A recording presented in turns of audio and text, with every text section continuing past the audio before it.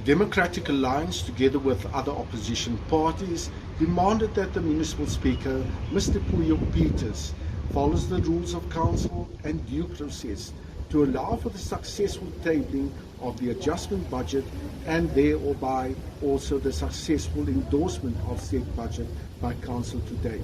However, political meddling in the administration of Soplaki municipality still persists.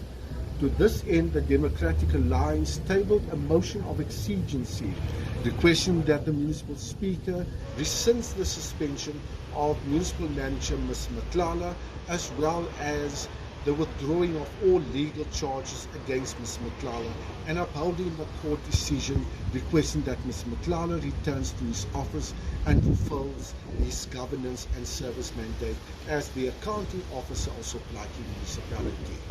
The Democratic Alliance, together with the other opposition parties, will explore all other avenues available to them and exercise these avenues to ensure that the enforcement of the High Court decision is upheld, to allow Mr. Matlala as the municipal manager to return to his position as the accounting officer of this institution, and thereby allowing the constituents' rights to be upheld and not allow service delivery to be jeopardized.